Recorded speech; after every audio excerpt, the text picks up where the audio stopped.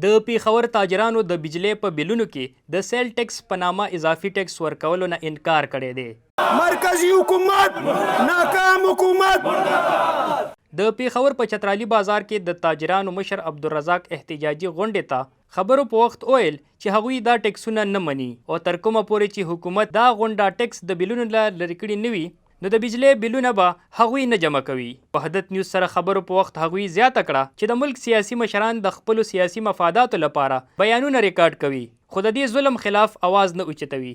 الریډي د تجارت پېشه خلکو تیرې چې کوم 3 کاله 2 کاله د کورنۍ ووتو هغه کې براه راست متاثر هم دا خلک دی او په د پاسه تاسو رالی دا ټکس را په د خلکو را لاګو کو دا سوچ ناروا ده.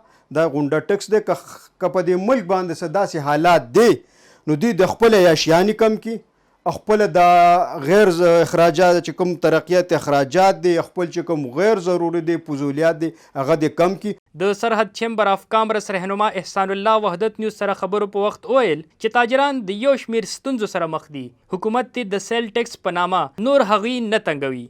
داسې خلک دي چې د هغې 7 8 10 15 یونټ راغلي دا هغوی هم دا 6000 روپۍ پې دغه کړي.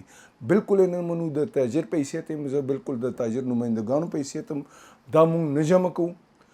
انشاءالله تعالی زموږ په بازار کې به احتجاجي او دا د پیښور څه چې د پاکستان په سطحه دا مسله ده دا زما صرف د تاجر مسله نه دا د هر یو پاکستاني مسله ده.